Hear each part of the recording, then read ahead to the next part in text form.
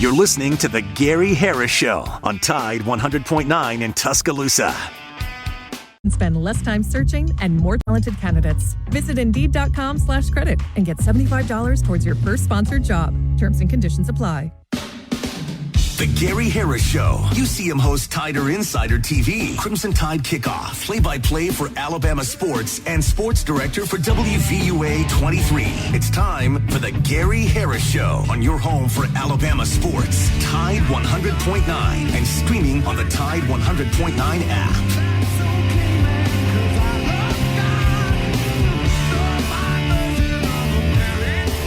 Fridays at the Free.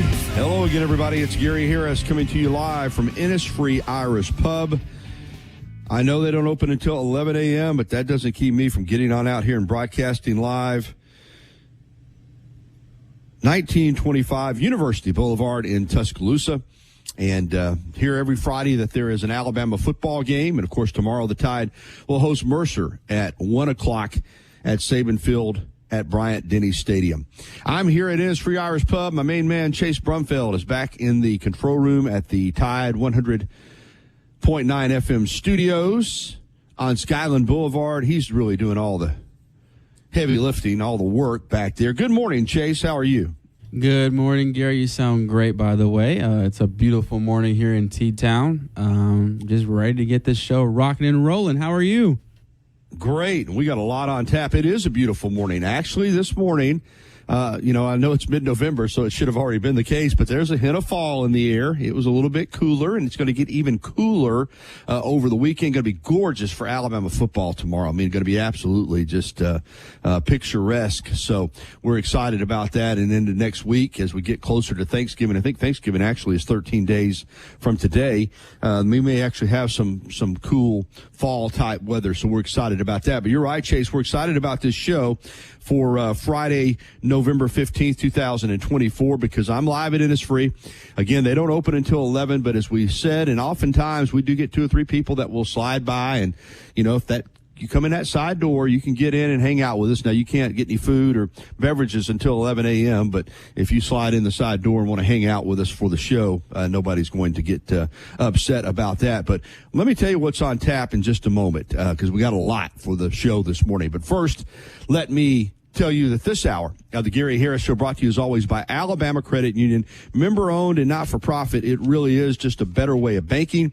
Alabama Credit Union, loans for real life. Some rules and restrictions do apply. See if you're eligible for membership. Then join today and feel good about your money. And put a little extra change in your pocket. How about that? All right, here's what we got on tap. First of all, guest-wise, we are loaded. We've got Adam Amin, play-by-play broadcaster for Fox Sports. Adam's coming up this morning at 9:30, and he is going to be on the call this weekend on Sunday for the Patriots-Rams with Mark Sanchez and Christina Pink. So we'll talk NFL and might even get into a little bit of NBA talk with Adam Amin. He also does the Chicago Bulls telecast on television. At 10 o'clock, Bart Heitch on Hoops, the former Mississippi State Final Four guard, is going to join us to break down SEC basketball, including tonight's big matchup between Alabama and Purdue up in West Lafayette, Indiana. Then at 10:30, it's Brett Pritchard from the Auburn Blitz with the Auburn Report. So a lot of great guests this morning, football and basketball.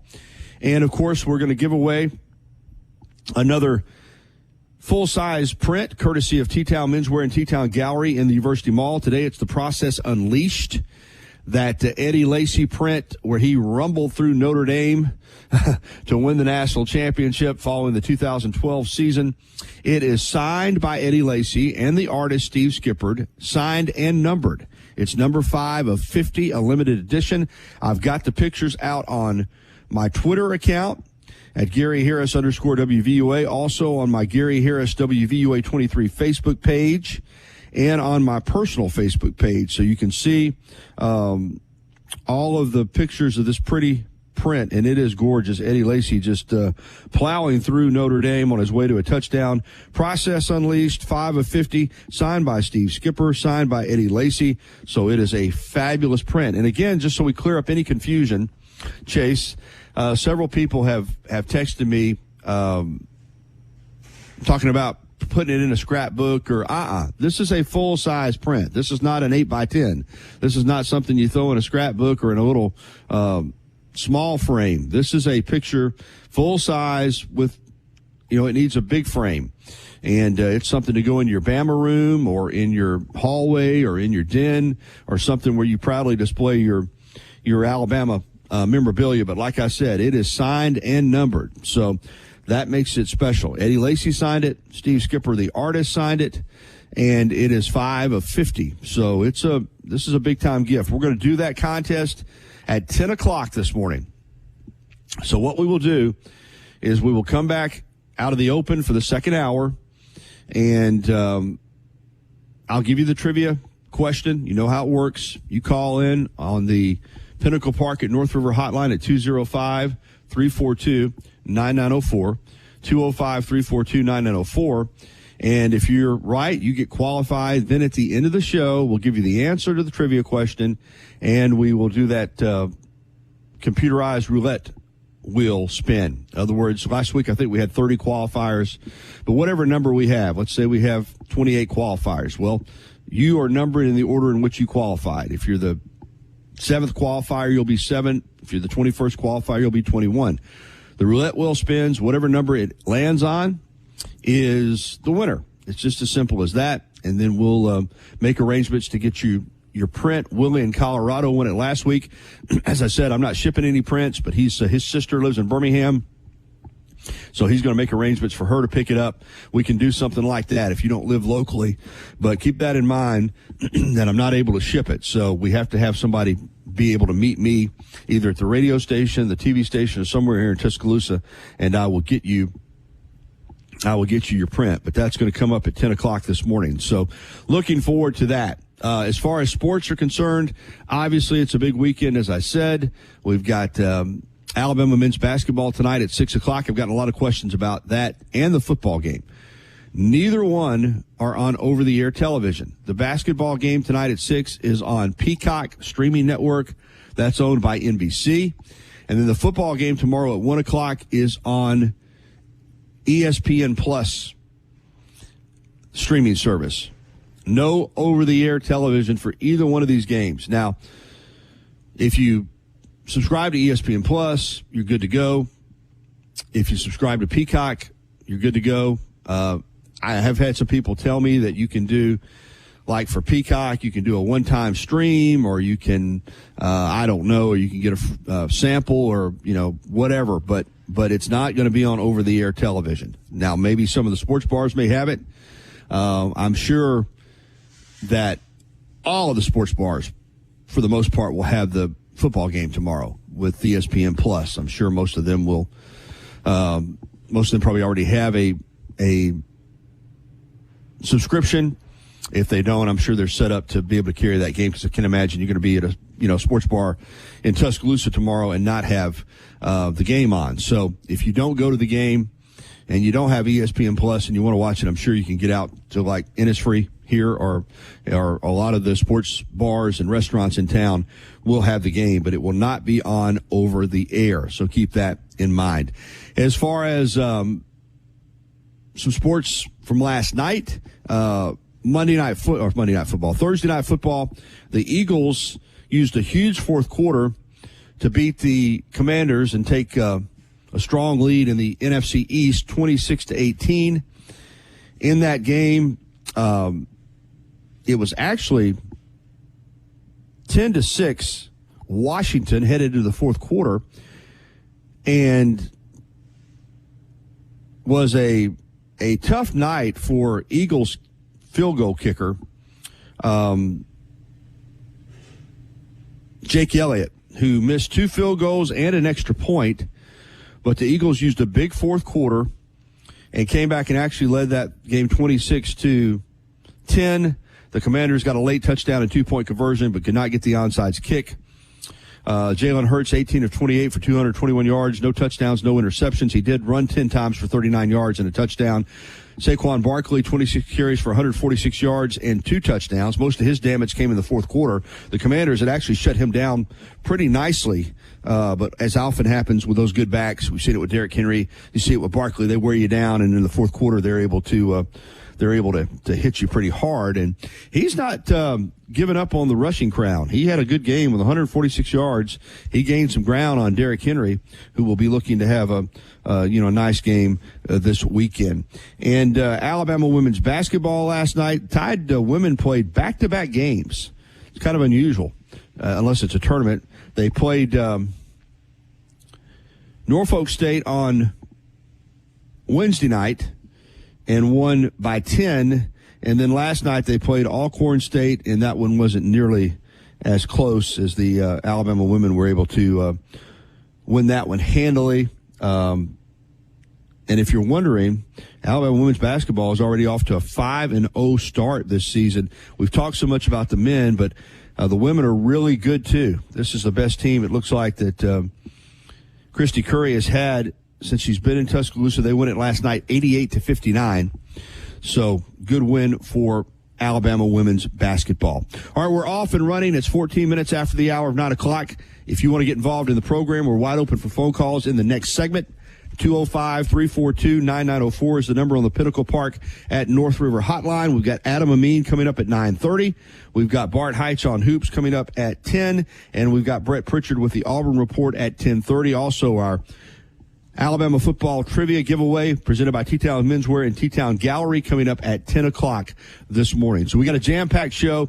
Fridays at the Free, live from Innisfree Irish Pub, 1925 University Boulevard in Tuscaloosa. And we'll be right back. Let's get some phone calls rolling in here. Some score predictions on the Alabama game. Oh, also, I did not mention that I've got my SEC score predictions against the point spread coming up. I'll do that in the final segment this morning.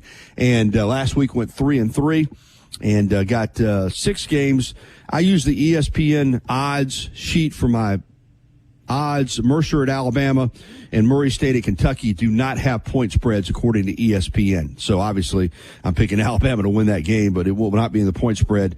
And Kentucky host Jody Wright and Murray State. That doesn't have a point spread either. But Texas at Arkansas, ULM at Auburn, LSU at Florida, Missouri at South Carolina, Tennessee at Georgia, and New Mexico State at Texas A&M all have point spreads. So we'll do our SEC point spread predictions in the final segment of the show. Right now, let's get to our first break. When we come back, let's get those phone lines lit up. What do you think about Alabama football? Do you think they're going to be ready to go and blow this game open early?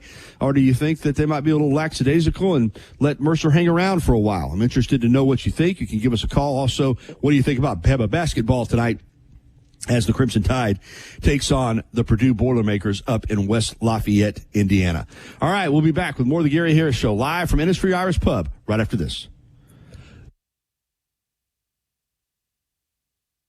Good Friday morning. Tonight is the second and final night of the Purchase with a Purpose party. It's at Northport Baptist Church on Main Avenue. The party is free and open to everyone. Gifts of fair market value were purchased from vendors all over the world. Proceeds from last night and tonight will go to mission projects for several local churches. Click TuscaloosaThread.com for more local news, sports, and weather coverage all throughout the day. It's absolutely free.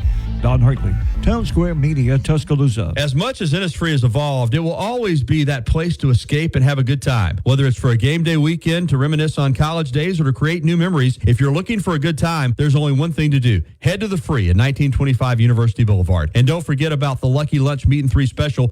Check out the full line of Kubota equipment today at Tuscaloosa Tractor, located at 3921 Skyland Boulevard.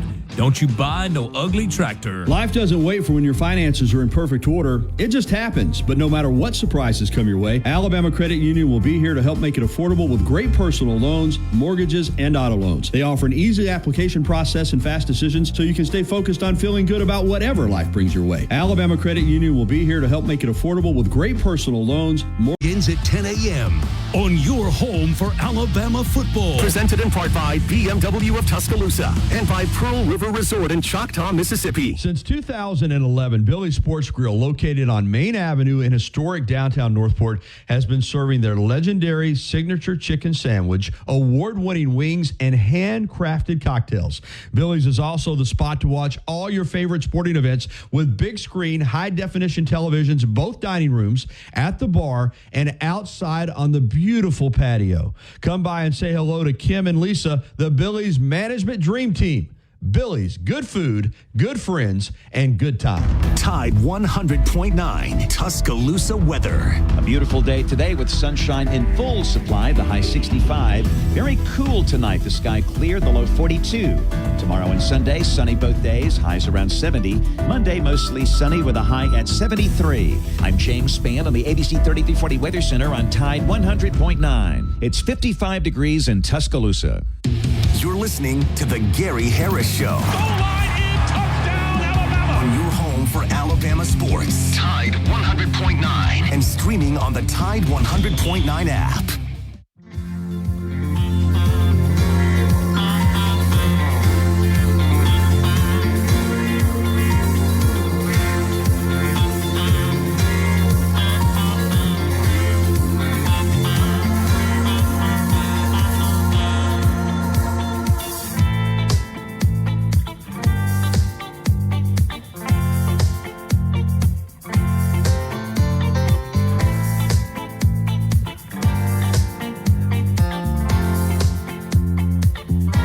Back into the Gary Harris Show, the TGIF edition, Fridays at the Free. I'm live at Innisfree Irish Pub. Also, that great weekend music like Wet Willie right there with Weekend, getting you ready. Somebody texted me on social media, and I'm aware of this. I just mentioned ESPN Plus, but also if you can get it through the SEC Network Plus as well.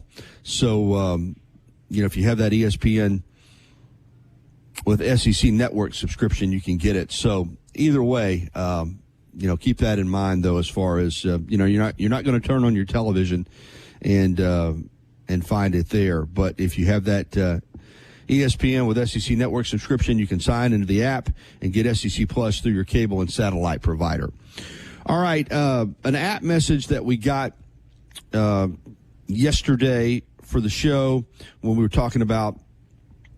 This might have been a couple of days ago, but we were talking about the Big Ten having 4 of the top 5 in the college football playoff rankings, and Q06 from Indianapolis sent me an app message. Gary, let me give you the word on the ground in Indianapolis. These guys do not know how to have a winning college football team. From we would go undefeated in the SEC to Ohio State has no chance next Saturday when basketball school wins at basketball school. They say Alabama has become annoying in both sports. Big Ten hate is real.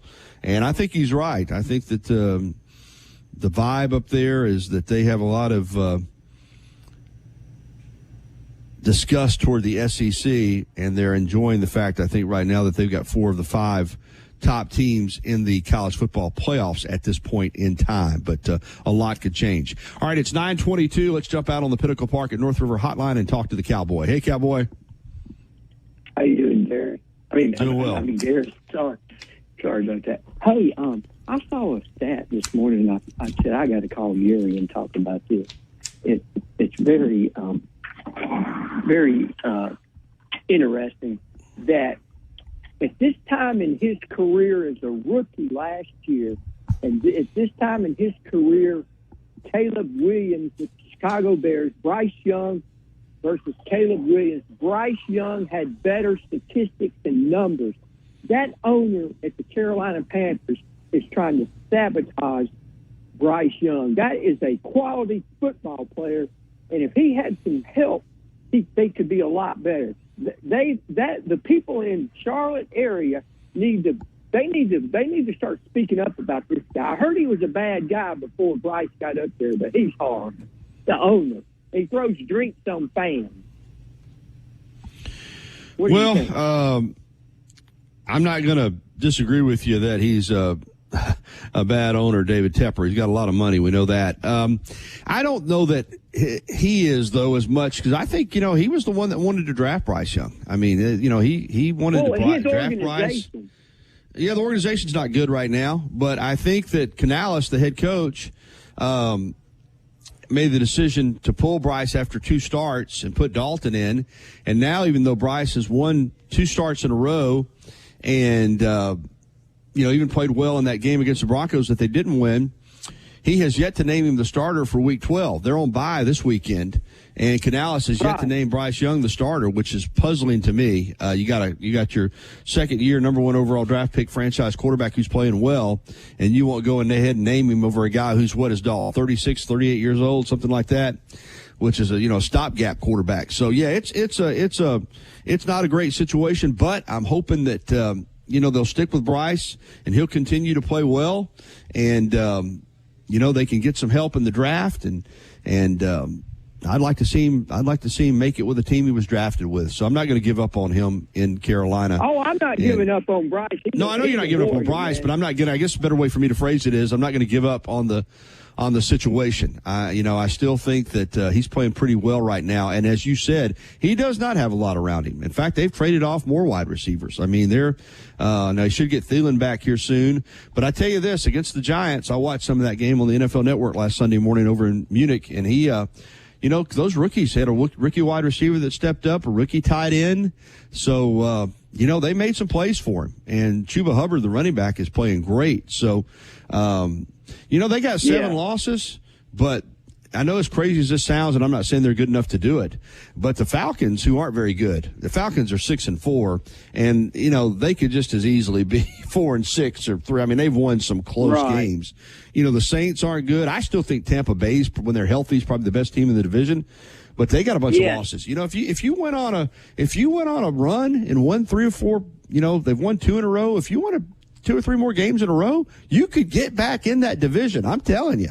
It's not beyond the possibility. The Falcons, with what they've got left on their schedule, there's 17 games. If you could get to 9 wins or 8 wins, you still might have a chance to win that division. I'm not sold on the Falcons by any means. Sure. 8 and 9 may win the division or go better than 9 and 8. Yeah, I mean, it's a possibility. I mean, the Falcons, they got 4 losses, and I'm telling you, they're fortunate to be 6-4. I mean, they won a couple games they pulled out of their rear end. So they're not. It's not like the Falcons are a juggernaut team. So this whole division is weak, and if again, it's a long shot, but the Panthers do have 3 wins. So they're only 3 wins behind the Falcons right now. So we'll see what happens. Right. That's a good analogy. I like that. I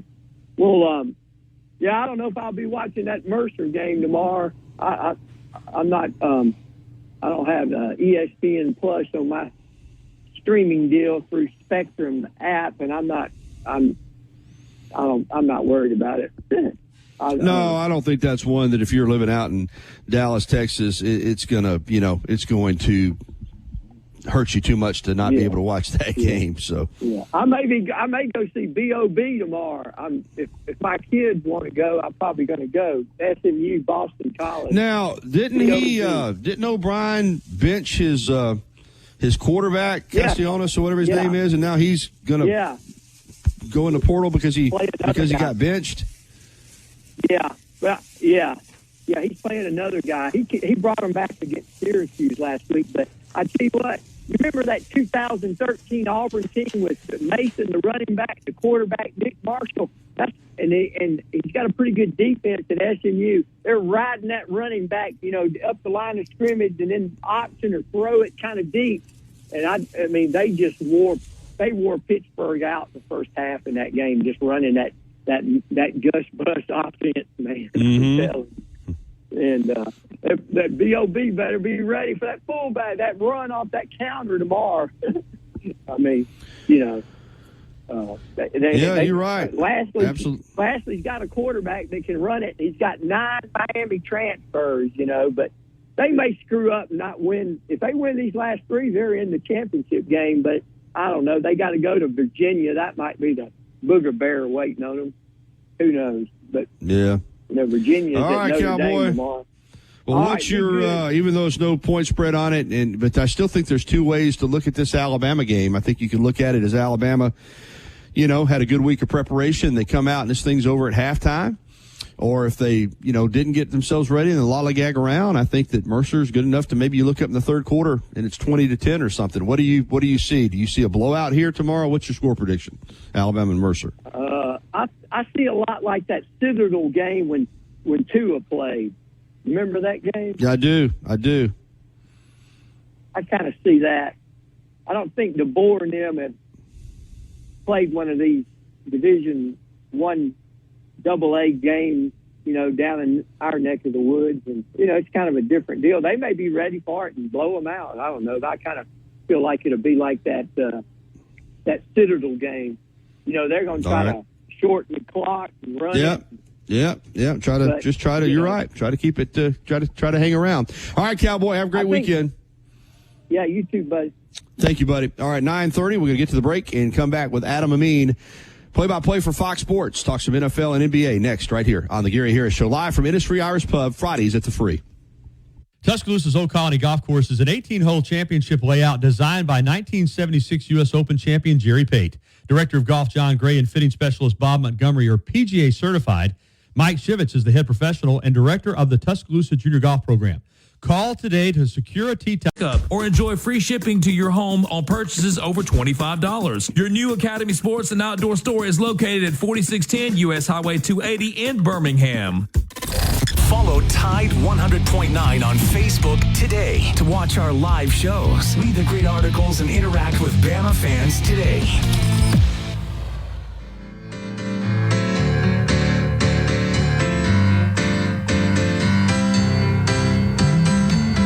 All right, 9:33, the Gary Harris Show rolls on live from Innisfree Irish Pub, 1925 University Boulevard. They're going to open the doors at 11 a.m., and they'll be ready to go for the weekend. So get on out here just as soon as the doors open and get some food, get some beverages. And or if you want to come out a little bit early, like I said, if you slide in the side door, we're not going to kick you out, but you won't be able to eat and drink until 11 a.m. All right, we're joined now by Fox Sports play-by-play broadcaster Adam Amin. He, along with Mark Sanchez and Christina Pink, are going to be on the call for Rams at Patriots this Sunday at noon Central up in New England. Good morning, Adam. How are you? Doing well, my friend. How are you? Doing great. Let's talk about your game. I know the Rams feel like they let one get away Monday night against the Dolphins. It's hard to win in this league kicking field goals, although the Vikings did it against the Jags last weekend. But they lost one that would have really been a big win for them at home, and now they face a Patriots team that's kind of starting to get their legs. And particularly on defense, this Patriots team gets after the quarterback, and they're at home. So this is a interesting matchup that you've got. Yeah, interesting for sure. And the Rams have still plenty to play for. They got off to a bad start this year. They were 1-4 after the injuries, Nakua and Kupp in particular, a bunch of offensive line injuries. And they had won 3 in a row until seeing their offense go completely broke on Monday night against Miami. So very odd set of circumstances the other night. Not good in the red zone, which has been a problem for them lately. Fumbling the football with Kyren Williams, that's got to improve. And you mentioned it, Drake May playing much better. Got thrust into the starting role midway through the season. He's made 5 starts, and he's been serviceable so far. And this is an opportunity to let him develop a little bit more. But they've won 2 of their last 3 games. Granted, one of them was when Jacoby Brissett had to come back in for an injured Drake May. But their defense played exceptionally well against Chicago. They held the Bears in check. The Bears look rough offensively, and obviously they've gone through their whole week of making changes and new coordinator and all that stuff after they only mustered 3 points. They haven't scored a touchdown in a couple of games. Patriots defense was excellent. And, there's some interest in this one just because the Rams are still in the mix. That NFC West where the Cardinals suddenly have become the hottest team. That NFC West is an interesting division. So that's actually where we're parking, I think, the next couple of weeks. We've got this one for the Rams. We've got Seattle, Arizona next week, which will be an important game. And then I think we see Seattle on the road with the Jets the week after that. So we'll get used to these kind of East-West matches, in 2 out of the next 3 weeks. Looking forward to it. Yeah, for sure. All right, let's go around the league a little bit, and let's start with the Chiefs because they're still undefeated. And we know how good they are. We know about Mahomes. But this is a Chiefs team that, it's a difference, I guess, in being a good team and a bad team in this league is close games, and they've won them all, and including one against the Broncos when the Broncos had it set up to win. A 35-yard field goal. They'd set it up to put it on the right hash, so you're thinking chip shot. Boy, the Chiefs busted through there and blocked that kick. They're at Buffalo.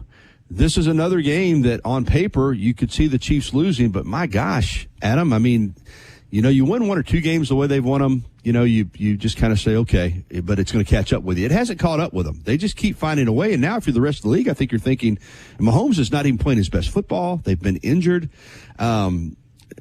Are they going to steamroll everybody? Are they going to have a chance to match the Dolphins here and go undefeated, or is it going to catch up with them the way some people feel like it will, maybe as soon as Sunday in Buffalo?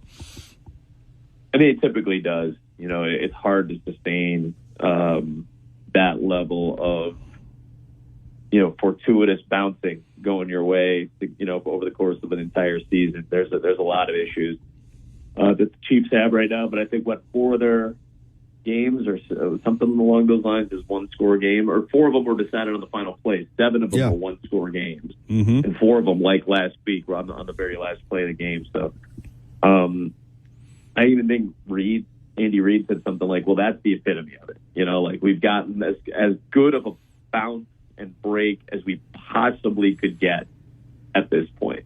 So, I think he recognizes that they don't have, a lot of fire to play with at this point. They need to kind of clean things up and be back into a mode where they're playing more consistent offensive football. And again, it's hard. Their offense just isn't what it has been in years past. Obviously, the injuries that they've had, the Rashee Rice injury kind of hurt them and derailed them. The running game hasn't been as strong as expected. And now you're running into arguably your biggest threat, probably your biggest threat for the rest of the season. And certainly in the postseason, Buffalo looks like they're right back on track and are going to be, the biggest threat to this team getting to the Super Bowl yet again, trying to win it for a third straight time.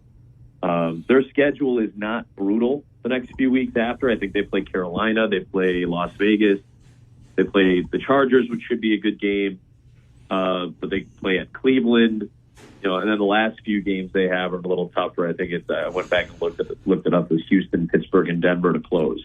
So somewhere in there you would think that their luck's going to run out, that one of those teams will challenge them. And like you said, it might be as soon as Sunday. A guy in Sean McDermott has known Andy Reid a long time, better part of a quarter century at this point. So it might come up on Sunday because the Bills have played really good football too. They have. And, of course, the 72 Dolphins remain the only NFL team to go through the entire season and the Super Bowl unbeaten 17-0. Of course, the Patriots were on the cusp of 19-0 when they got beat in the Super Bowl by Eli Manning and the Giants. Let's get to Ravens-Steelers. Finally, we get this matchup in the NFC North at Pittsburgh. And the winner here is going to take a big step in the right direction in that division. This should be, as it always is between these two teams, this ought to be a heck of a football game. Oh, definitely. And, Mike Tomlin has always talked about how there's a lot of mutual respect between he and John Harbaugh. And, this is a built-up game. Lamar Jackson has not played well, though, in these meetings. They've really done a good job. Mike Tomlin's really done a great job of scheming against Lamar Jackson. I think he's only won 1 out of the 4 meetings, if I'm not mistaken, that Jackson's been healthy for. And on the road. I think he's only won in Pittsburgh 1 time. So this is a big moment for him, especially with the way they've kind of turned things around. Remember, we were talking about it early in the season, and how are you using Derrick Henry, and is this defense going to be as good when you've lost your defensive coordinator? And a lot of those things have been answered over the course of the last few weeks. The win last week, as close as it was, an impressive one against a really good quarterback. It's a much different look, I think, this week than what they've gotten used to seeing. The Steelers look good with Russell Wilson now. I mean, that was a really big issue early in the year when Justin Fields stepped in, and how's Russell going to take it? And there was all this conversation about how you can't go back. And it's like, guys, this is a fluid situation. I think, you got to trust Mike Tomlin. I think he's a coach that I would trust as much as anybody in the entire NFL.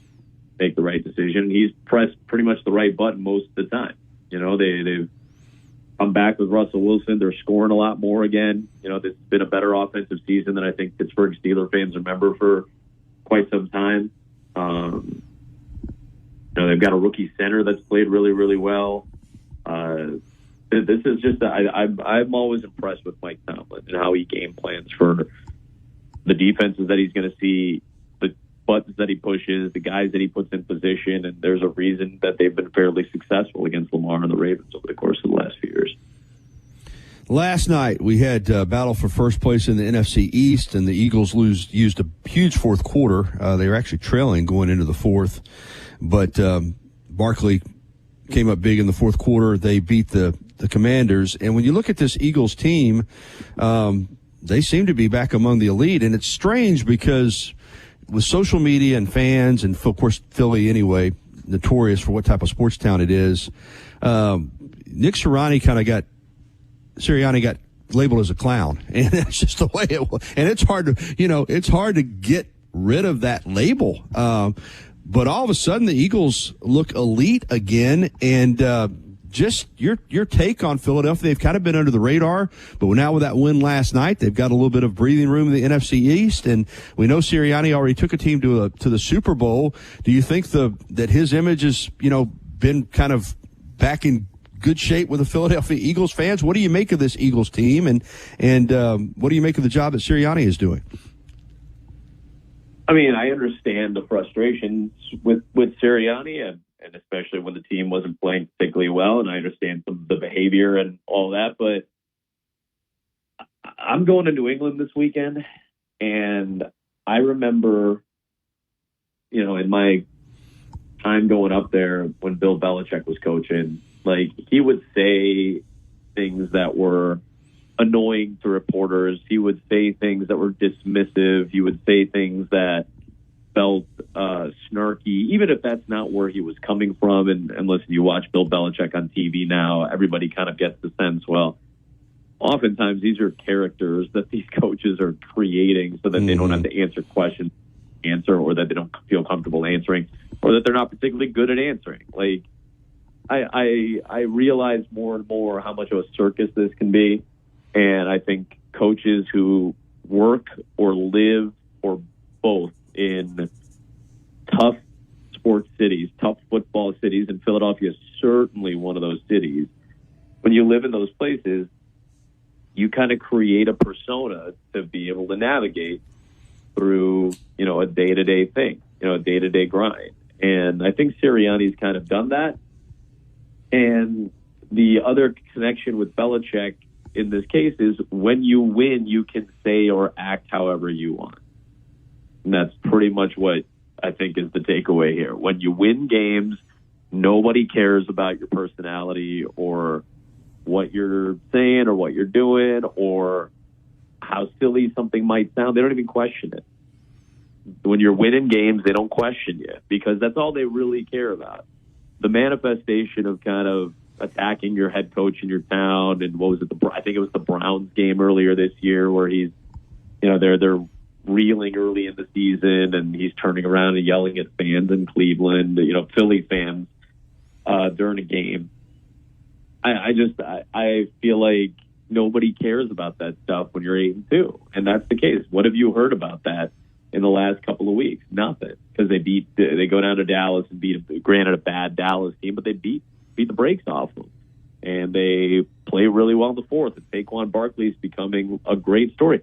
All I've heard on the lead up towards Thursday Night Football was there were Saquon Barkley stories all week about just how good of a teammate he is and the good things he's doing for the guys around him and how well he's been playing late in games. I mean, he's been as good of a fourth quarter running back as anybody in the NFL. I mean, to make the comparison, he's doing what Derrick Henry's done in his career, be a closer. And he's been the closer, several times this season. So I feel like all of that stuff masks any weird personality quirk that Nick Sirianni might bring to the table on any given week. Because when you're winning, that cures, as you know, Gary, winning cures everything. It does, no doubt. Still trying to figure out what the Giants were thinking with Barkley. But you got the Giants and the Jets. And, the Giants now going nowhere fast. And the Jets clearly seem dysfunctional. They fire Woody Johnson, fires Robert Saleh. There's still a strong perception that Aaron Rodgers was in on that. They bring in Devontae Adams, and then they had a miserable performance in their last game. Is this a team, do you think, Adam, that could still get it together and make a playoff push, or they're pretty much done? I mean, I remember when they were struggling. I think you and I may have talked about it. Their schedule wasn't particularly hard down the stretch. I think they've got the Colts this weekend. Seattle's still fighting. You play Miami, you play Jacksonville, you play the Rams, who've been touch and go at times, but then you got Buffalo and Miami again. I don't think it's an impossible task to win. I don't know, what do you got? That's 7 games right there to win 4 of them, but 4 wins in what has been, I think, a pretty competitive AFC is probably not going to be enough to get you to that point. And I think you're probably just too far behind the 8 ball. The loss to Denver was brutal. They scored 9 points. Their defense gave up 10. Lost the game to Minnesota in London. I think Rodgers had like a bunch of silly turnovers in that game. They had Buffalo on a Monday night close, and they could not beat them. They had Pittsburgh on a Sunday night. They got blown out. Turnovers against the Patriots a few weeks ago, where they're just giving the ball away despite New England beating itself up all game long too. Then you go out, you shock Houston, a team that everybody thought was going to beat you because they're really good. Then you go to Arizona and you realize, well, Arizona's playing really well, and you've given up 31 points to get blown out again.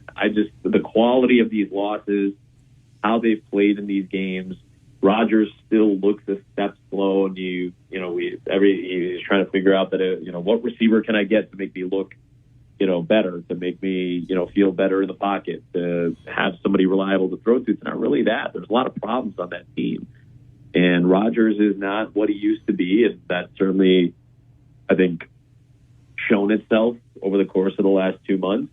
He's not the guy he used to be, and by the way, very rarely are guys the guy they used to be when they get to a certain point in their lives and in their careers. So I think just there were a lot of issues out of the gate. They were 2-1. Rodgers was feeling pretty good about it, the way he was talking about it. And then, what do they lose? 5 in a row and 6 to 7? And that kind of takes you out of the race when the conference you're in is fairly competitive. So I just don't think there's enough there at this point with the teams that they have to play and what you would need. I mean, you really do got to win 6 or 7 of your final, 7 games. You'd have to go 7-0 or 6-1, and I just don't see that. Closer to home in terms of Alabama connection, Bryce Young seems to have righted the ship.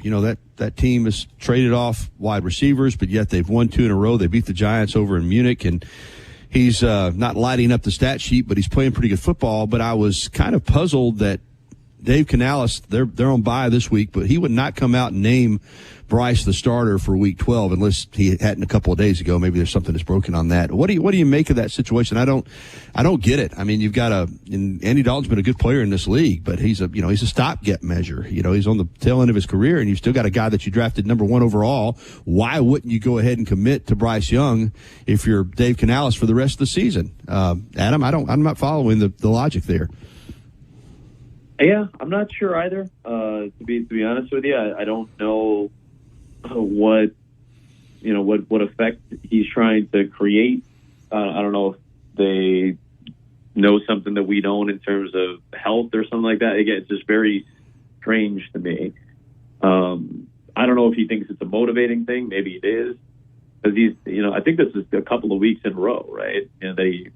That he kind of really hasn't committed to this point. So I don't know. I don't know what the thinking is. I don't know Dave well, so I wish I had like a beat on him and be able to say, well, personality wise, this is how he likes to operate.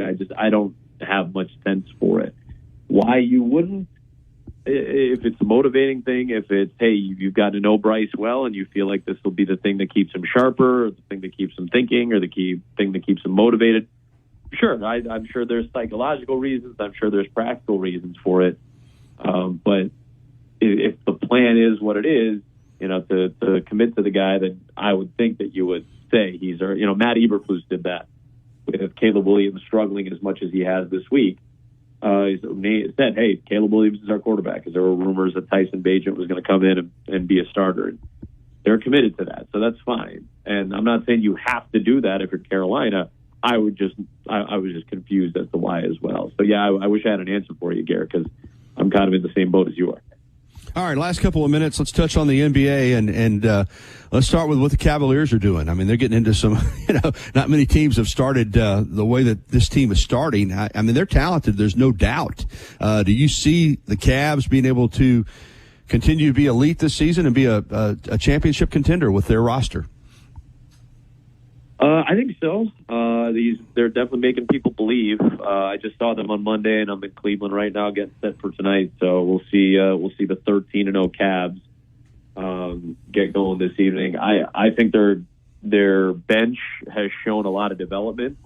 I don't know if it's an elite bench, but it is a bench that played very, very well. And I think the change of coach to have Kenny Atkinson there has done a lot of good for that group. He's been around. He was the Brooklyn head coach for 3.5 years and spent the last couple of seasons as an assistant, and was with Steve Kerr last year and got a really good experience in Golden State. Now steps in and inherits what I think is a really, really good roster as is. It's a team that went to the second round last year and played fairly well.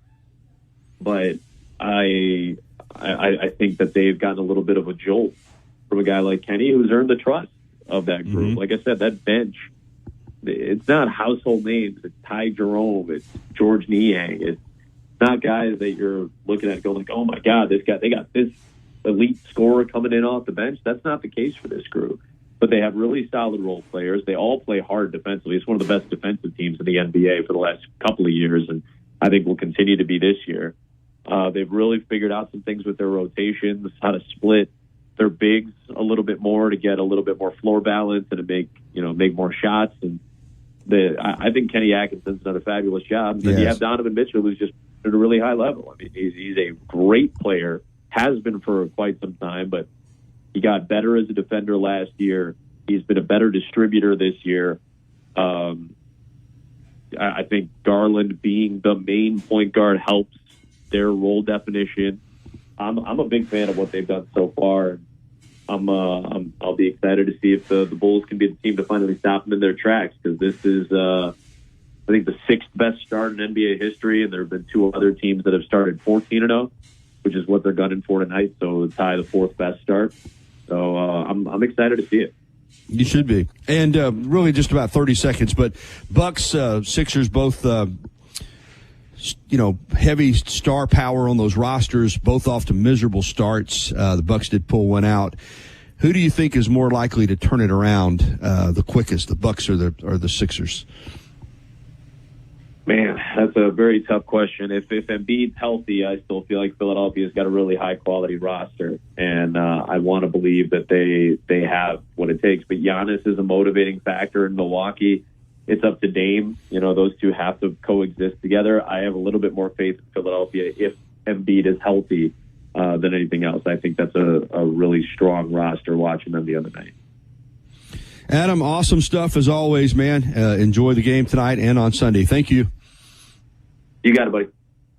All right, Adam Amin from Fox Sports. It's 9:55. We're winding down this first hour. We'll take a break from Industry Irish Pub and come back and wrap up hour number 1, and we'll get ready for trivia and a chance to win a nice print coming up in hour number 2. We'll be right back after this.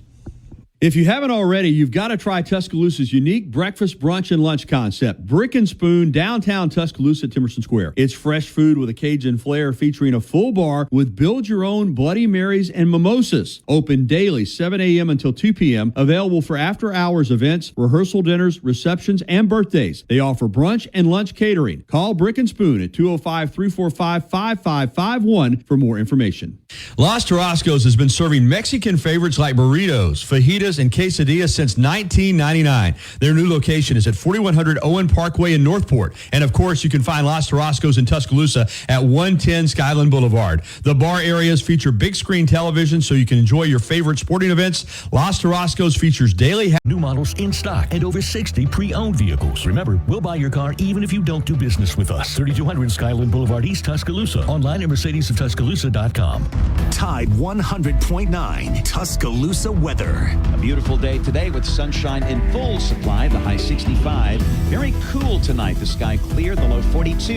Tomorrow and Sunday, sunny both days, highs around 70. Monday, mostly sunny with a high at 73. I'm James Spann on the ABC 3340 Weather Center on Tide 100.9. It's 56 degrees in Tuscaloosa. Covering University of Alabama sports, as well as the national and local scene as well. The Gary Harris Show, only on Tide 100.9 and streaming on the Tide 100.9 app.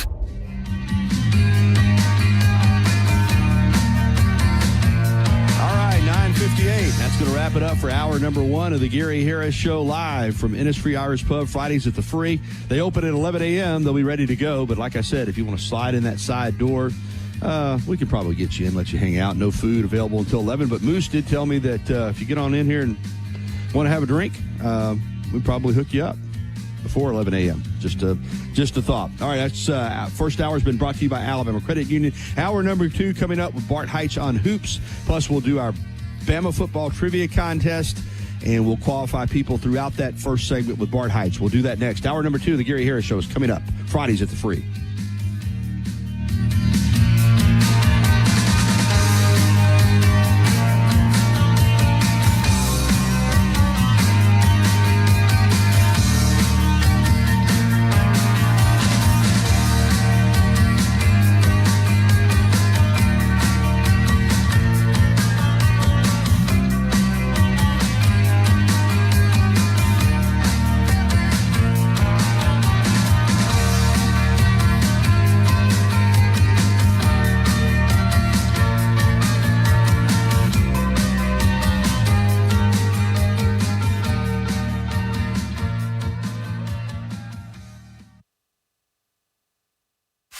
WTBC Tuscaloosa and W265CG Tuscaloosa, a Town Square media station. Tide 100.9 and streaming on the Tide 100.9 app.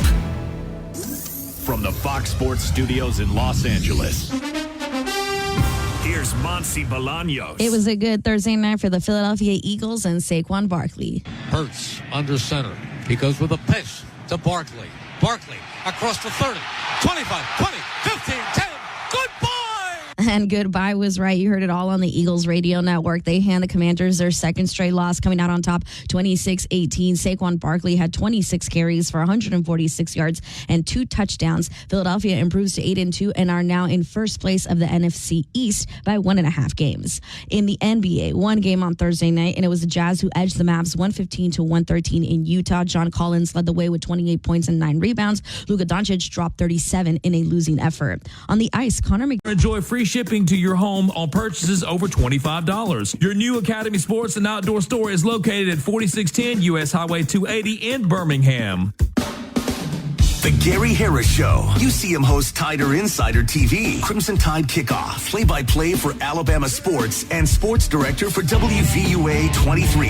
It's time for the Gary Harris Show on your home for Alabama sports. Tide 100.9 and streaming on the Tide 100.9 app. All right, here we go. Hour number two of the Gary Harris Show, live from Innisfree Irish Pub, 1925 University Boulevard, part of Fridays at the Free. And they open at 11, but like I said, if you happen to want to come hang out for a few minutes, the side door is open. You can slip in and hang out with me. And then at 11 o'clock, they're going to start serving food and beverages. So get by Innisfree, another game day weekend. All right, we've got Bart Heitch on hoops coming up here in just a moment. But first, it is time to do our Bama football trivia contest presented by T-Town Menswear and T-Town Gallery in the University Mall. Again, we're giving away that full-size limited edition print, The Process Unleashed by Steve Skipper, famed sports artist, and it is signed by Skipper and Eddie Lacy, who's featured in the print in that national championship blowout win 42-14 over Notre Dame down in Miami following the 2012 season. It is 5 of 50, numbered, signed by the artist, signed by Eddie Lacy. It is a special print, full size, ready for framing. All right, the way we do it, I'll give you the trivia question. Then the phone lines are open, 205-342-9904, and we'll qualify you throughout this entire segment. Also, I will try to check the app messages, social media messages if you get qualified that way. And then we'll cut off the qualifying before next segment, and then at the end of the show, we'll give you the answer. And as I said, if you're the 13th qualifier, your number will be 13, 22, whatever. And we'll do the electronic roulette wheel, whatever number it lands on, that is our winner. So here's the trivia question. Of course, Caleb DeBoer took over for Nick Saban, a legend at Alabama. Caleb DeBoer came in from the University of Washington. It was Ray Perkins that took over for Paul Bryant. Of course, Perkins played for Coach Bryant at Alabama. My question is, when Ray Perkins was hired as Alabama's next head coach to replace the legendary Paul Bryant, where was he coaching? Where was Ray Perkins coaching? What team was he coaching when he was tabbed to replace the Bear back in 1982? And, of course, his first season was 1983. Ray Perkins succeeded the Bear. What team was he the coach of when he accepted the Alabama job? Call now, 205-342-9904. 205-342-9904. We're going to qualify you this entire segment. All right, phone lines are open. Chase is taking care of the phones. I'm joined now by Bart Heitch on hoops, of course, former Mississippi State Final Four guard, now a college basketball analyst, doing a lot of different things, has his own radio show, Press Box Radio, and we're going to break down some SEC hoops. Good morning, Bart. Good to catch up again. Chase, you got Bart punched through? Yes, I do. Let me see if he's still on the line. That's weird. All right, make sure. You may have to call him again if we lost him. But all right, well, because the phone lines are going to be getting lit up with the trivia contest. So let's see if we can get Bart Heitch back, and because there's a lot of SEC basketball that I want to discuss with Bart this morning. So just keep me in the loop. In fact, 4 big games tonight that for a Friday night in college basketball in the SEC, we have got some big ones with Florida and Florida State, Georgia and Georgia Tech, Ohio State and Texas A&M, and, of course, Alabama and Purdue. So, Chase, you able to get Bart back up? I'm still trying to call him. Okay. In the meantime, the phones I know are jamming up. Let me see if I can figure out what's going on with him. Because I was counting on having him on the line. I'm not going to lie to you. Let's see here. All right, well, let me just, I guess I got to fill time, you know. In the meantime, hold off, I guess, Chase, on answering the phones for the contest. We need to be able to get, is he not answering? What's going on? No, he isn't. I'm gonna keep calling for you, I promise. I want to know that. Hang on. All right, he said he was up. And he could hear me. And so I don't know why we couldn't hear him. Chase, he said he was on the line.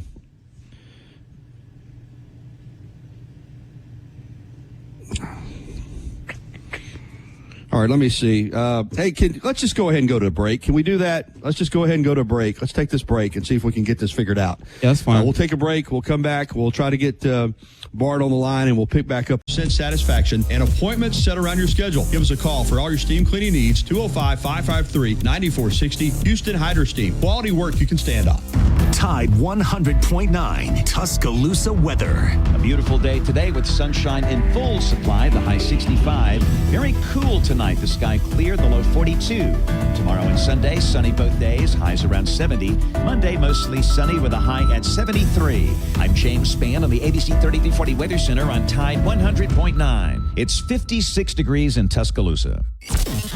Find Tide on Twitter at Tide109 to keep up with show announcements, guests, and our reporters in the field.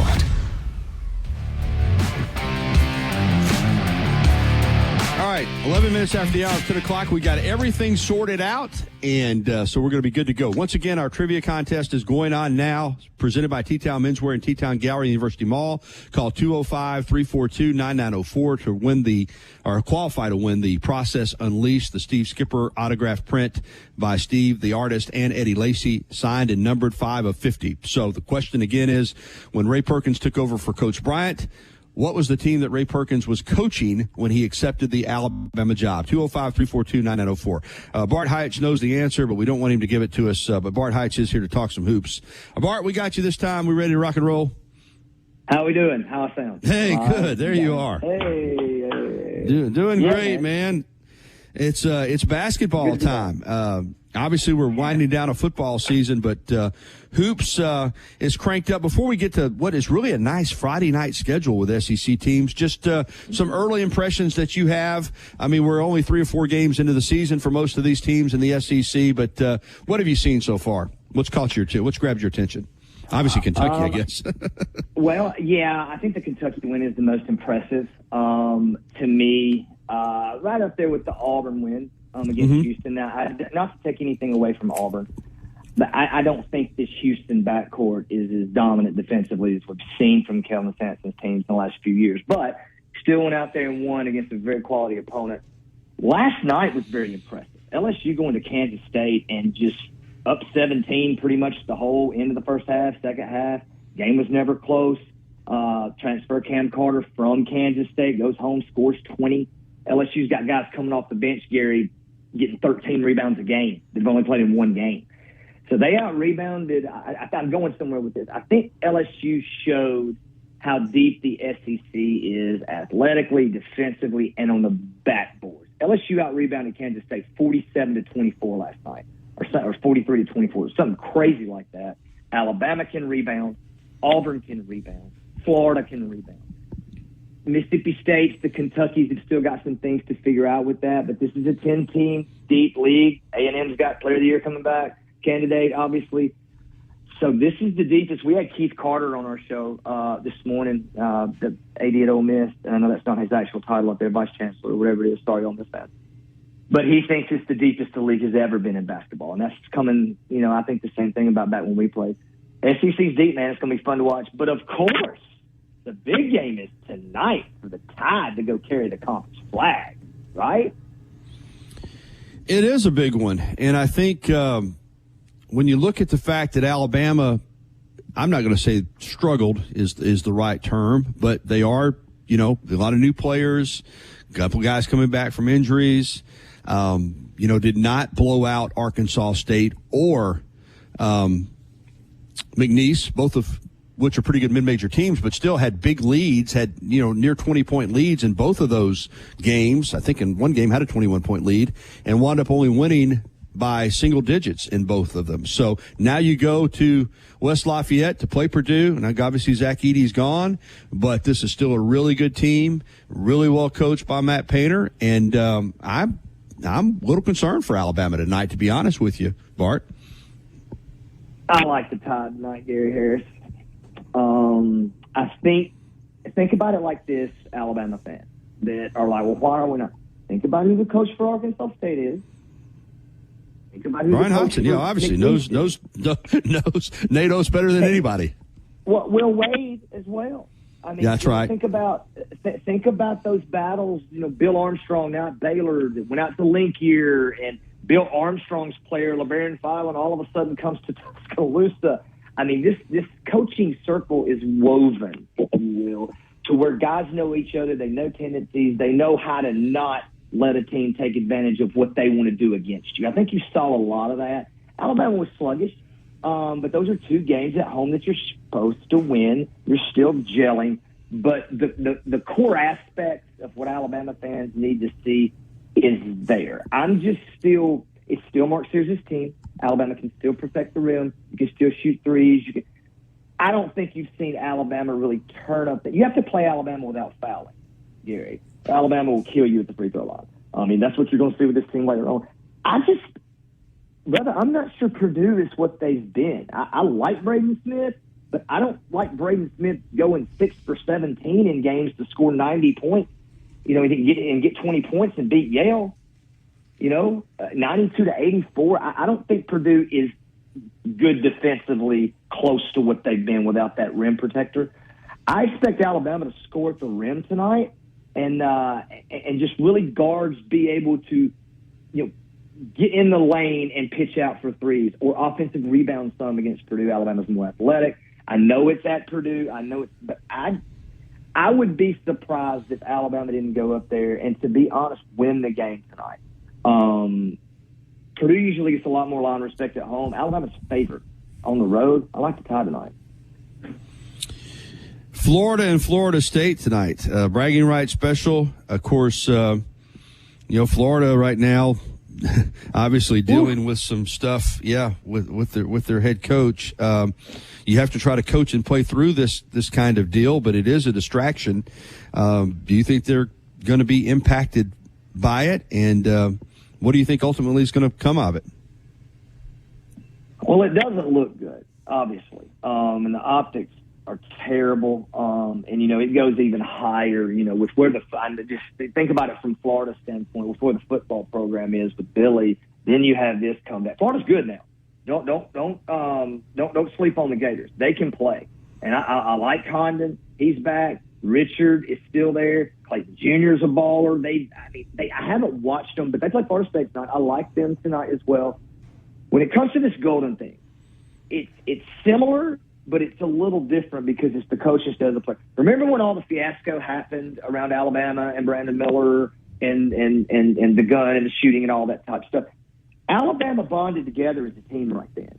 You know, so when you got all these unknowns out there of any situation that you don't know what happens, and obviously the Alabama situation turned out, people lost their lives, and that's tragic, but the team was able to come together and build it, you know, from game by game within at times. And I think that whole instance helped Alabama just get to this point to where, like, hey, man, we can come together and it's a culture type thing. So I think from a team standpoint right now, playing your rival, you know, I like what it can do from the aspect of what this could be and what it becomes. I mean, this is detrimental for a basketball program if it continues going down this road. But we don't ever like to speculate. We don't know what the deal is. But there's something amiss in that situation. We know. We'll find out. From a team standpoint, Florida's been playing really well, man. And they got a good basketball team. They do. I expect them to win tonight as well. If you're Todd Golden, I mean, and again, if you follow sports, you know what we're talking about. He has been accused by an unknown number of women of sexual harassment and stalking. The UF student newspaper, The Alligator, put it out. And, of course, obviously Florida's having to do investigation. He's trying to coach his team. Obviously, he's got a family. I mean, we're all dealing with stuff sometimes in our lives, but to be this high profile and have this going on, I guess coaches have to have an ability to block things out, right, Bart? I mean, and just as a basketball coach, he's got to be able, like you said, he's got a good team. They got a big game tonight. You have to be able to separate yourself from that when you're coaching, I assume.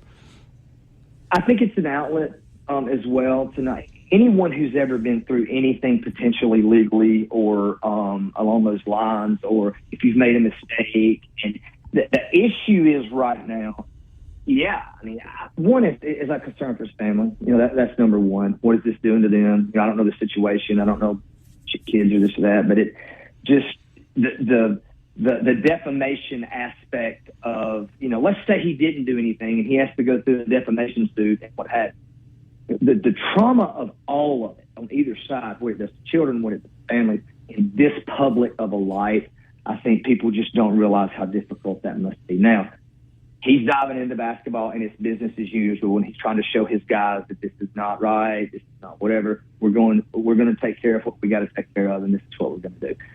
Now, when you're on campus, and you know, I went through some rumor mill things when I was in school, and you know, the players know what's going on, but at the same time, they have a job, if you will, to do as well now. These guys are getting paid, right? Everybody's getting paid. So I don't know how you block it out. Yes, you have to. But it's like anything else when you've had legal trouble. It eventually You have to stand there and have to figure out, admit it. Was I right? Was I wrong? Let it play itself out. And at this point, I do think Todd Golden and his people are playing it correctly, saying there's a investigation going on. Just move that can down the road as long as you can, and then stack some wins for this team. Even if it turns out bad, let's say it turns out bad, Gary, and he's gone, then Duke, he's still putting his team in a position to where they can move forward, even if it's without him. So I think the bonding together, you're kind of seeing that from Florida right now. Eventually, though, that distractions are hard to block. Georgia and Georgia Tech tonight, and that's always a huge rivalry game, obviously. And Georgia, you and I've talked about this, and whether it's Stegeman Coliseum or it just makes no sense that they're not better in basketball. It just makes no sense. And now it's Mike White who's got the responsibility of trying to get them to the next level. One way to take a step in that right direction would be to beat your rival tonight. What do you see from Georgia and Georgia Tech in this matchup? Well, the game, if I'm not mistaken, is in Atlanta, I think. Yeah, it is. I think it's at Georgia Tech. Yeah, it is. Well, I mean, we don't really know what Georgia is. Now, I'll say this. They have a common opponent that they played a couple of nights back-to-back. North Florida, for the first time in their history of their school, has gone and gotten 2 wins against Power 4 teams in a season. They get back-to-back. They went somewhere up north and won, and then they went and beat Georgia Tech. Then you go down to Georgia and get beat by 13. Well, most people would say, okay, yeah, North Florida's really not that good. Tech's bad. Tech. I don't necessarily know if it's that. I think, kind of like when Vermont beat Auburn and then had to go, beat UAB and had to go play Auburn. Sometimes you just don't have those legs, right? And so I don't think you can garner from that game. White's got to win. I mean, he's got to win somewhere. Since that Final Four, it hasn't been really good anywhere for Mike. It's been mediocre, if you will. He's a better basketball coach than that. So they need to win. But I like Tech tonight. Home Damon is trying to build something. You have a great off season. You feel like things are going great. Then, bam, you get hit by North Florida early in the mouth, and you're like, oh, my gosh, that could be a tournament. North Florida's good. They've got transfers. They can score the basketball. They scored 105 against Tech. Their problems defensively. Georgia Tech can't protect the rim, but I just don't really know how much they're going to have to tonight. With Georgia, if Georgia Tech keeps Georgia off the offensive glass and can get this thing in kind of an up and down early 3 transition type basketball game, I like Georgia Tech tonight to beat Georgia at home. Number 23 Texas A&M draws number 21 Ohio State tonight. Another kind of marquee Friday night matchup. It is, and A&M. I was very surprised. Gary, what is it? And we've talked about this so many times, and this is going to be a little bit earlier this year. What is it with A&M and Buzz and not being able to win early games they should win in the season? They go down to Central Florida, opening night of the year, and lose to Central Florida. I mean, look who they got back, man. You got the player of the year back, man. I mean, that kid, Taylor, can really, really play. So losing that game, just kind of like Tech, though, can refocus you. So A&M at home, I don't know a ton about Ohio State. I haven't watched them live and in person yet. I mean, they got a couple of wins at home. They did go to Texas and win.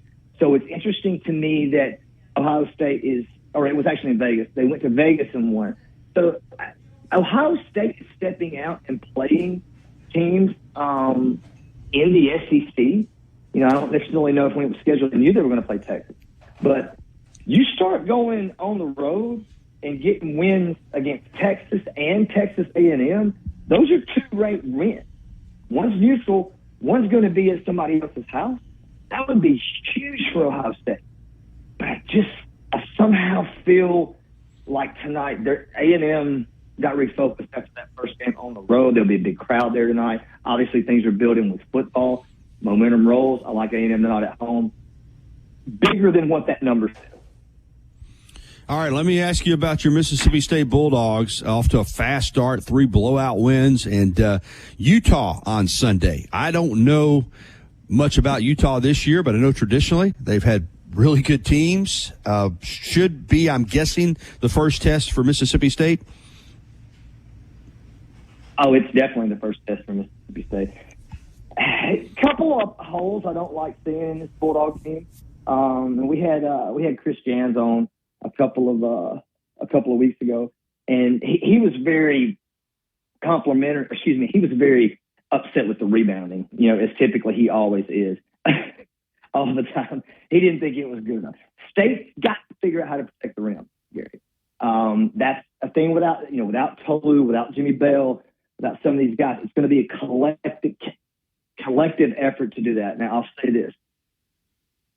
I don't really buy anybody knowing yet, but State scored 95 points and 101 points. This is not the same State team that couldn't score and throws the ball into Tolu, and percentages don't work out against Alabama. State went out and got some players. They went out and got some players that can stand out there and shoot the basketball, score it. Skilled bigs. Keyshawn Murphy is the key to this team for me. He's a kid from Birmingham. He's been through a lot and overcame a bunch of injuries and just a lot of life stuff. And he is playing at an elite level.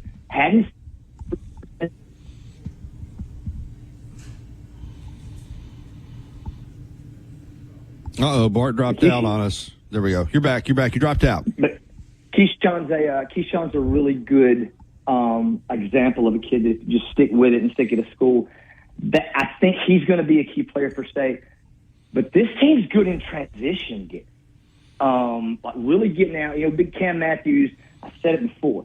They're really focused. When he gets that ball off the board, he's going to the other end like a quarterback running a zone read, and it's working. And guys go spot up. And of course, you got Josh Hubbard, who's just. I don't know that I've seen a kid that, I literally think it's going in every time he shoots it. And I know that's cliche, but, and I love watching him, but I think State against Utah, that game is in South Haven. Actually, a lot of people don't realize that.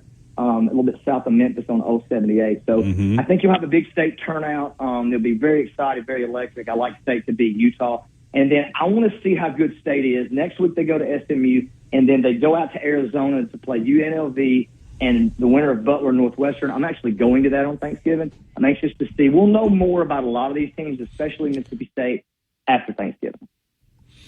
All right. We are going to get you on and feature you regularly. I'm not sure what day yet. It worked out perfect this week to be a Friday with these Friday games we got coming up on the weekend, Bart, but we're going to definitely start featuring you every week, man. So appreciate you, and it's going to be a heck of a college basketball season in the SEC. I don't think there's any doubt about that. It is going to be great SEC basketball. Gary, I need your Tide to keep rolling because I don't need Ole Miss in the playoff. Let's go, Roll Tide. All right, thank you, Bart Heights. Heights on Hoops. All right, it's 10:29 here on the Gary Harris Show. Before we get to the break, I'm sitting here on 1925 University Boulevard, just a short hop, skip, and a jump from the YMCA of Tuscaloosa, and that's where I'm headed after Fridays at the Free. I'm going to the Y to get a workout in. Why don't you join me? The YMCA of Tuscaloosa is a beautiful facility, modern with great personal trainers, fitness class teachers, daycare available, silver sneakers program. They got it all at the Y. The Y is ready for you when you're ready for the Y. All right, we're going to shut down our trivia contest. And when we come back on the other side, we're going to talk all things Auburn Tigers with Brett Pritchard, and we'll shut down the contest now.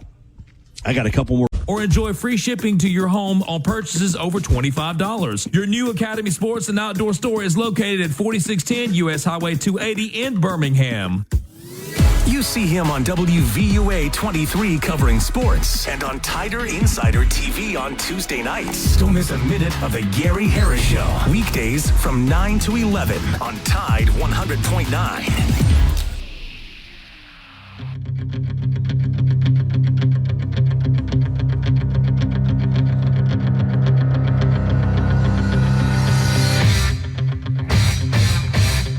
Welcome back to the Gary Harris Show, live at Innisfree Irish Pub, 1925 University Boulevard in Tuscaloosa. Fridays at the Free, and we have shut down the phone lines now for our trivia contest. In the next segment, we'll tell you how many qualifiers we had, and we'll give you the answer, and we'll get us a winner. But right now, we're going to talk all things Auburn Tigers. We do it with my pal Brett Pritchard from the Auburn Blitz. It's time for the Auburn Report. Good morning, Brett. Did you enjoy the bye week?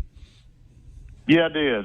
Good to not have to work and do, watch other people play, not us. You got a high school game tonight?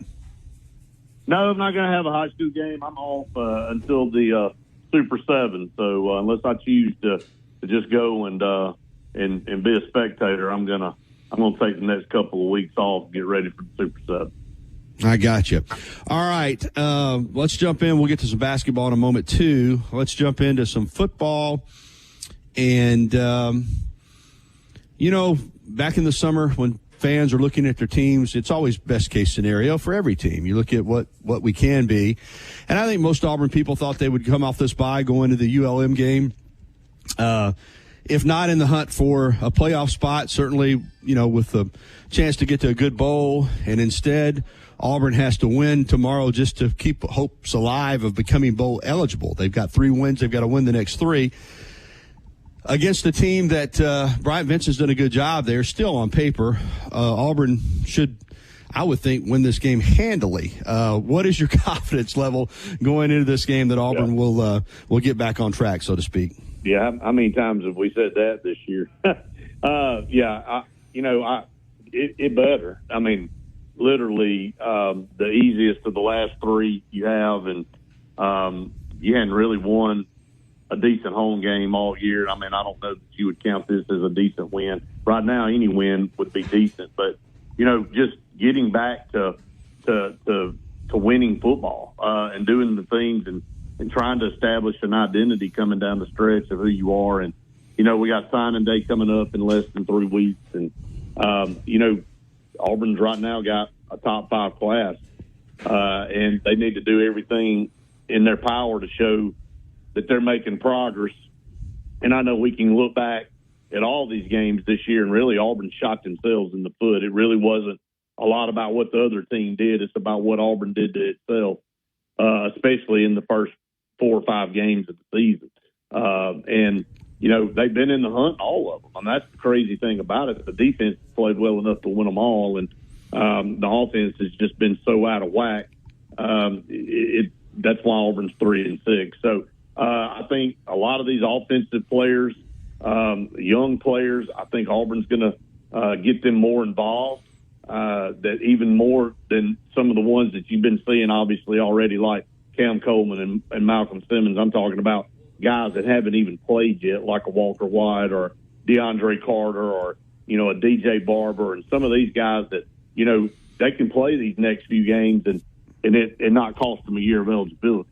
So when you're sitting at 3-6, ultimately the goal is to make a bowl game, and you got to take them one at a time, but you also got to be building for the future.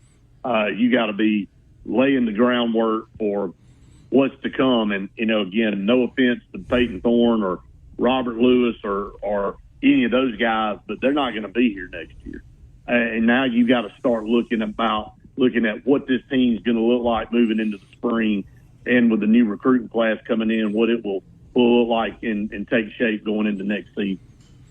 Brett, with that in mind, do you think Freeze makes a quarterback change? And we've seen this with quarterbacks and coaches before. I mean, Spurrier did it every year with about every quarterback he ever had. But this has been a very peculiar relationship with Hugh Freeze and Peyton Thorne. And I don't follow it as closely as you do. Has Freeze committed to a starter for tomorrow? Where does the quarterback situation stand right now with Auburn? Hasn't really, not that I know of. Again, Peyton Thorne, a little bit banged up after the Vanderbilt game, and when you look at it from a situation and hearing what Coach Freeze said, maybe that's part of this going to be easing him out and easing somebody else in.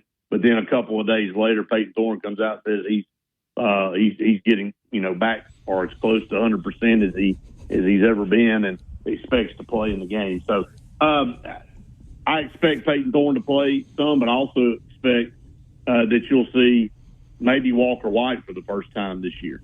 And again, a lot of buzz around him, and a lot of people felt like he might have been the second guy this year, but it was Hank Brown, and Hank Brown got his shot, and as limited as it was, went back to Peyton Thorne, and will we see Hank Brown too? Maybe so, but I think it could be a situation like this. It could be a start for Hank Brown or Walker White, and if Auburn's not playing good, put Peyton Thorne in at that point. So I don't really know. I think it's all speculative at this point. But I would not be surprised if you saw Walker White in the game and getting some significant snaps. And it probably needs to be that, because if he's going to be a quarterback that's going to challenge to be the leader and be the quarterback next year, then why not get him some legit snaps in these next 3 games and see what he can do? Yeah, makes sense. Hey, I want to ask you more of a big picture question, but it impacts Auburn. And I've used this as an example this week with, if you don't think they're pinching pennies in the athletic departments, obviously trying to get all their money toward NIL. Alabama's quit serving a media meal at men's basketball games. Just won't serve one. They got soft drinks, coffee, and water. That's it.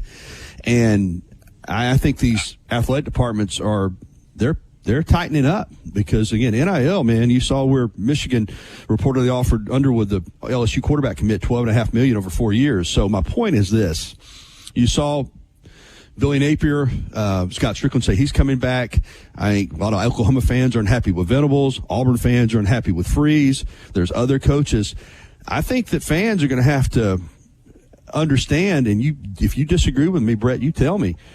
The days, I think, are over of, if you sign one of these coaches, and I think you're going to see coaches' contracts get reworked in the future too, but if you sign one of these mega contracts to these coaches, 2 or 3 bad years might not necessarily mean the end anymore. I don't know how many coaches these athletic departments can fire and then bring in another guy for, $100 million or whatever they're paying these guys. You can't be paying 2 or 3 fired coaches. I mean, coaches are going to get more of an opportunity now, whether fans or even ADs like it. I just don't know that I think we're past that of just being able to fire coach after coach till we get the right guy. And another thing, I think you're going to start seeing when there is an opening, these ADs say, we want to have an incentive clause here. If we fire this guy after 3 years, he has to win. If he doesn't win X amount of games, then he doesn't get his entire buyout. And if the agent says, well, too bad, I think the AD may say, well, too bad, we'll get the next guy. Because hiring coaches is a crapshoot anyway. You know that, Brett. I just think it's gotten out of control. I think the ADs are going to start trying to tighten up as far as how they hire coaches. But firing a guy because he has a bad year or two, I just think maybe that's going to come to an end. And I think in Auburn's case, obviously, Hugh Freeze is coming back, but I think Napier's coming back, Venables are coming back. All these guys are going to be given more of a shot now. Would you agree with that? Well, first of all, let me say I'm disgusted with the whole shoot match. I mean, I think you summed it up well. I'll start with the contracts for coaches. Shouldn't it have been done that way the whole time? You would think you would think that the day you sign a contract, you're not entitled to every penny of it, every $50 million or $60 million, even if you're terrible at your job. You're right. It's one of the few professions where you get rewarded if you are awful at your job. I'm with you 100%. Never understood. So that's dumb point number one. Okay, and then dumb point number 2 is allowing this NIL stuff to get to the level it is. I mean, offering a kid $12 million over 4 years coming out of high school, and trying to look, and then it gets to the point where you're not even providing a simple meal for the people that are coming to cover and work your game, and you're having to go around and do all this because you're trying to appease everybody, and it's and then you have to re-recruit your team every year, and it's always the poor. I mean, it's just out of control. Yeah, I don't really know how to explain it anymore. And people are frustrated with it. I think fans are pissed off about it. I think the schools are run ragged. It's all about me, and it's about what are you going to give me? It's not about team anymore. I mean, I'm just going to say it. I would run out on a limb and say that I think the majority of these kids don't even know much or couldn't answer a trivia question about the college they go to. And I hate to be that way, but it's gotten so far away from what we all enjoyed and loved in this sport. And it's all about money, and it's all about buying a championship. And it's about pinching pennies over here to have more money to give to this kid. And, well, are we going to be able to keep this roster intact because we're not having as good a year? So how many people are going to get in the portal? I mean, look, I've never felt sorry for coaches that make $6, $7, $8 million a year because they're getting paid a lot of money to coach football, which is a great job, but they have never experienced what these coaches are experiencing in this world now. the hell they're having to go through on a daily basis just to keep their rosters together, and then to go out and recruit new guys, and then it seems like third on the totem pole, actually go out and win a football game while you do all this anyway is to me just mind blowing. And I've heard out of certain coaches' mouths, and I'm not going to say any names, that it has really made them second guess whether they want to do this for a long time or not. And so, I mean, college football is upside down, and it's not just football, Gary. I mean, it's all these sports. All of these sports are having to deal with NIL and how they're going to manage, and really that's what's determining whether a program is going to be successful or not. It's what kind of war chest they have, and I hate it. It's unfortunate, and I don't have an answer for it. But everything that you and I just talked about the last 2 or 3 minutes is why college football is in such disarray. Well, you said a lot right there, and you're right about something 100%. Is the coaches that make this big money, whether they get fired or they just say enough's enough, you're going to see a lot of them sitting on, TV studios, and you're going to get their chunk of the change, and you're right, they're going to say, I don't need this. And what you're talking about with the rosters, no matter how good you are or how bad you are, every year is a reset, man. Every year, the continuity, you're seeing it starting to happen with Kirby now in Georgia. It started happening with Saban in Alabama. The traditional program building is gone to some extent. That's just the new reality of it, man. So, yeah, it's different. But as I've said, Brett, right now, the ratings are unbelievable. The games, I don't think the quality of football is quite as good as it once was, but the finishes are unbelievable. So it's like that calm before the storm. That boat's on top of that water, just everything looks smooth, but underneath there's a tidal wave building, and at some point it is going to hit. I don't have any doubt. So, all right, getting back to Auburn tomorrow, you think they win easily in this one? You think they blow out UNLM, or you think you look up in the third quarter and it's a competitive game? What do you see? I think Auburn will win the game easily tomorrow. I really do. I mean, Auburn really needs to get back to doing what they're good at doing, and that's running the football. And if Auburn will do that, if they will utilize the backs they have and let Jarquez Hunter run the football, and Damari Alston and Jeremiah Cobb, and then throw, there's going to be plenty of shots taken downfield with Cam Coleman and KLS and Malcolm Simmons. And I think even the tight ends, Rivaldo Fairweather, I think you're going to have open plays in the passing game if Auburn's running the football and controlling the line of scrimmage. So I really like the way our defense has played all year. I mean, I have no qualms at all about what DJ Durkin's come in and done.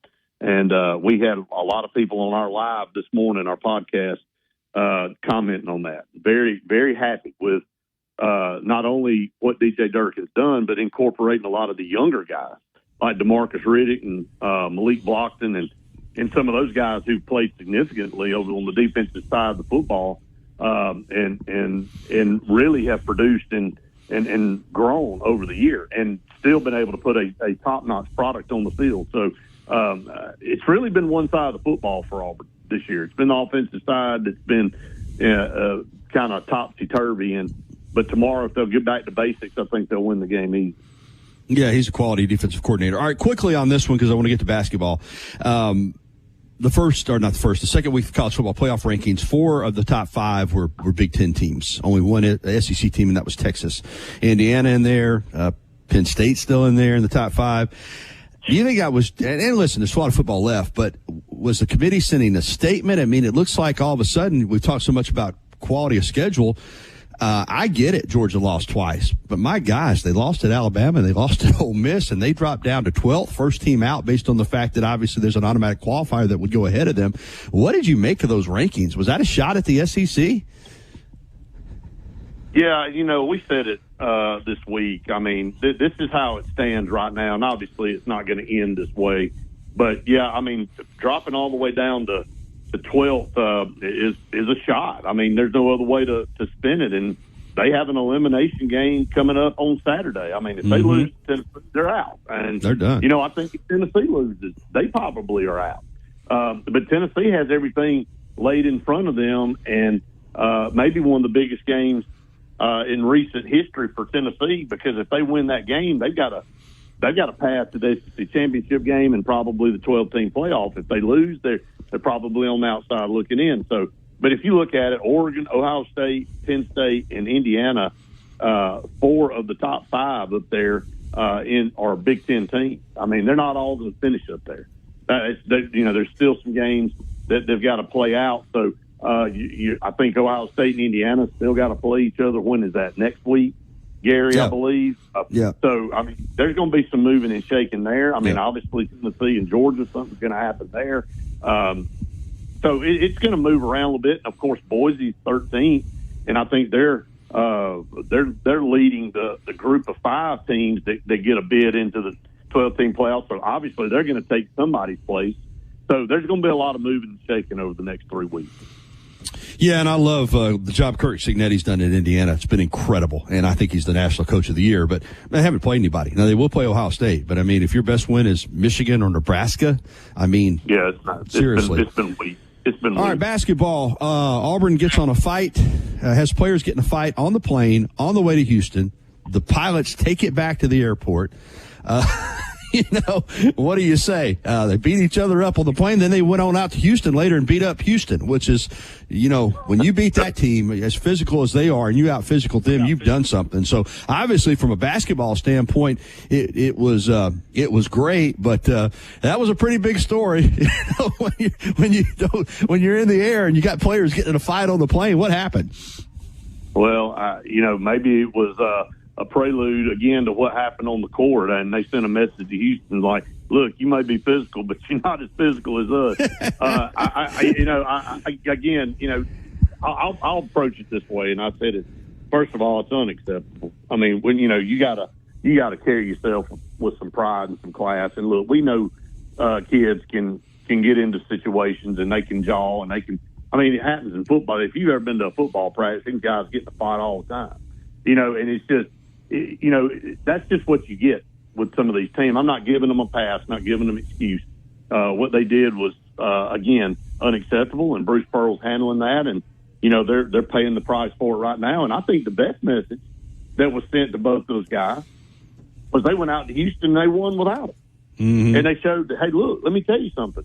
We're a good basketball team, and if you're going to act like that, then you're not going to have a place on this team. And I think they'll get it corrected. I think they'll, hopefully come back from this and be better for it. And you look at how Auburn played in that Houston game. It was one of the better basketball games I've seen Auburn play under Bruce Pearl, and that's saying a lot. I thought with that distraction, you would have never known they went through that, and that's the sign of a good coach and a good leader, getting them back refocused and saying, look, we came out here to do a job, and they did it. They did it in Houston's backyard and against a great basketball coach and a great team. That is a massive quality win on their schedule early, and it's just the start of many tough games. I know Alabama's got to play Purdue tonight, and then Auburn's got to play Purdue later, and then of course Alabama's got to play Houston. So we're going to have several teams that Auburn and Alabama both cross over and play. Auburn's got the opportunity to play North Carolina, possibly in Maui, in a couple of weeks, and I know Alabama's got to play North Carolina, and then Auburn's got to play Duke and Ohio State. So there's a lot of great teams in competition for both of our teams before the SEC schedule even gets started. And then, you look at Kentucky, I think that was a massive win for Pope and that program beating Duke. And, everybody was getting ready to write Kentucky off as maybe a has-been, which they showed everybody they're not. So this is a brutal conference. You got to take it one game at a time. But, look, I like this team. I like the grit. You would like for your team not to get in a scuffle on an airplane and have to do that. But I think Auburn defensively is where it starts, and defense travels. They didn't shoot the ball that well against Kent State the other night, but they still won handily because they play relentless, suffocating defense. So it's going to be a fun thing to watch. All right, buddy, I'm up against the clock, but folks, Auburn Blitz coming up at noon, and get on Facebook and find Brett and company for the Auburn Blitz. Thank you, buddy. Have a great weekend. Thanks, buddy. All right, it's 10:53. Or Town Square Media Tuscaloosa radio websites. Fill out the Advertise Here form. Put the power of Town Square Media to work for your business. Alabama Crimson Tide lives right here. Down to the pylon. Touchdown, Alabama. on Tide 100.9.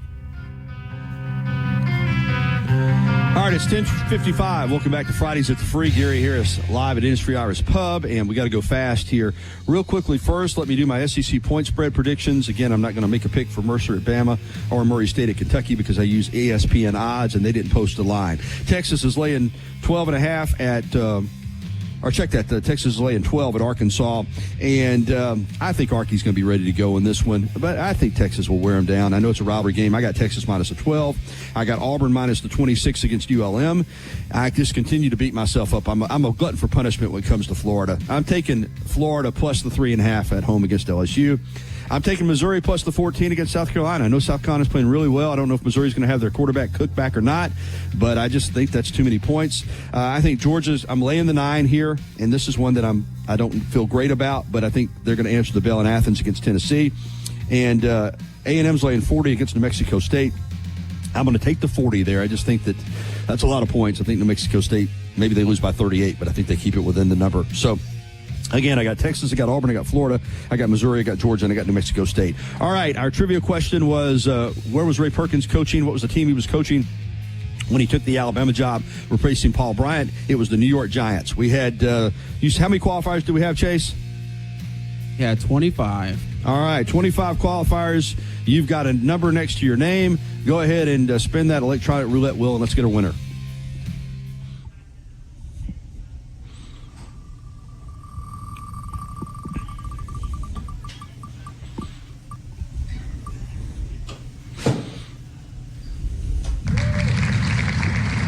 Number 11, we got Ellis. Ellis is the winner. Ellis gets Ellis, you're going to love this print, brother. Like I said, signed by Eddie Lacy, signed by the artist, numbered 5 of 50. Steve Skipper, The Process Unleashed. Alabama blowing out Notre Dame 42-14 in the BCS championship game. All right, Ellis, you're our winner. I'll be getting in touch with you and making arrangements for you to pick up your print. And thanks to everybody that qualified. And that's going to wrap it up for the show. But stay tuned. We're going to stay right here at Industry Irish Pub. Fridays at the Free continues with Wyatt Fulton and T-Town Sports Daily coming up at 11 a.m. It's been a great show, and we'll be back on Monday to recap the football and basketball weekend. I'll talk to you then at 9 a.m. For Chase Brumfeld, I'm Gary Harris. Have a great weekend. It's beautiful weather out there, great football weather. Enjoy it, and we'll talk to you again on Monday.